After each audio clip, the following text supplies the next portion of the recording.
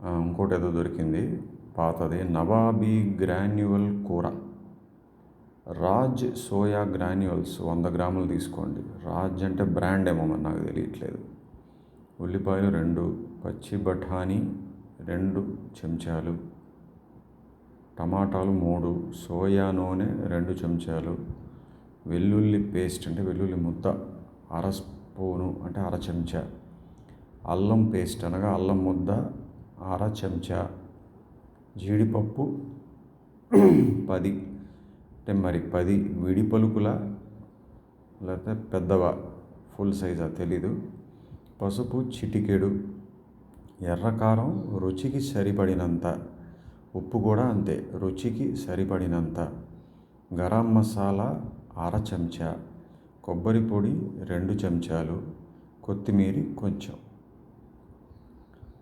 కొంచెం అంటే ఎంత ఈ వంటకానికి సరిపోతుందో అంత.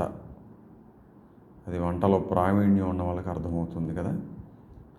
సోయా గ్రాన్యూల్స్ 15 నిమిషాలు వేడి నీటిలో ఉంచి తీసి నీటిని పిండి వేయాలి. ఉల్లిపాయలు, టమాటాలు, కొత్తిమీర సన్నగా ముక్కలుగా తరుక్కోవాలి.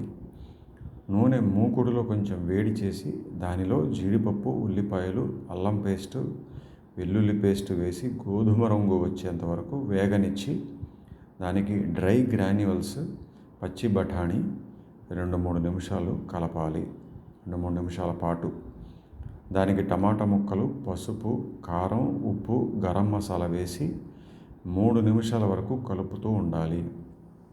1 కప్పు నీళ్లు కలిపి మూకుడు మీద మూత పెట్టాలి. చిన్న మంట మీద ఉడికించాలి. టమాటాలు, గ్రాన్యూల్స్ మెత్తగా ఉడికేదాకా ఉంచాలి.